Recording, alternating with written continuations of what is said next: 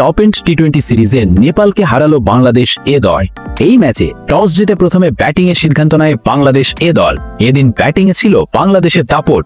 Opening জুটিতে আসেন জিশান আলম এবং নাঈম শেখ। এই দুজনেই দলকে এক দারুণ সূচনা এনে দেয়। বিশেষ করে জিশান আলম তার বিধ্বংসী ব্যাটিং এ মাত্র 46 বলে 73 রানের এক ঝলমল ইনিংস খেলেন।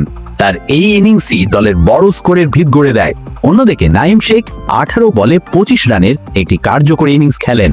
এরপর দলের হাল ধরেন আফিফ হোসেন। তিনি মাত্র 23 বলে 48 রানের এক ঝড়ো ইনিংস খেলেন, যার ফলে বাংলাদেশ নির্ধারিত 20 ওভারে 6 উইকেট হারিয়ে 186 রানের একটি শক্তিশালী সংগ্রহ দাঁড় করায়। 187 রানের বিশাল লক্ষ্য তাড়া করতে নেমে নেপালের শুরুটা ভালো ছিল না। বাংলাদেশের বোলারদের নিয়ন্ত্রিত আক্রমণের মুখে নেপাল নিয়মিত বিরতিতে উইকেট হারাতে থাকে। শেষ পর্যন্ত নেপাল 20 ওভারে মাত্র 156 রানে অল আউট হয়ে যায়, যার ফলে বাংলাদেশ এ দল 32 রানে এই ম্যাচ জিতে নেয়। এ ধরনের আরো নিত্য নতুন ভিডিও পেতে আমাদের চ্যানেলটি দ্রুত সাবস্ক্রাইব করুন।